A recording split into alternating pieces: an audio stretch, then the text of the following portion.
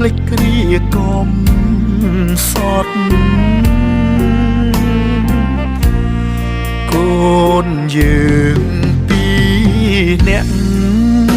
ស្រែកសួររកសូមលោកតាកុំប្រកែប្រកាន់ពាក្យសន្យាដែលនាងបានសន្យាជាមួយខ្ញុំសូមលោកតាជួយតាមថែរក្សាឲ្យនាងមានសេចក្តីសុខជាមួយនឹងជីវិតថ្មីរបស់នាងផងអូនទៅស្រុកគេបាត់នំនឹងឈឹងឬអូនស្រវឹងមានប្រហឺហាស្រ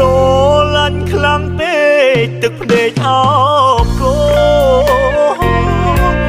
ជីវិតស្ទើរសូន្យអូនផុតបង្កាត់ស្នេហា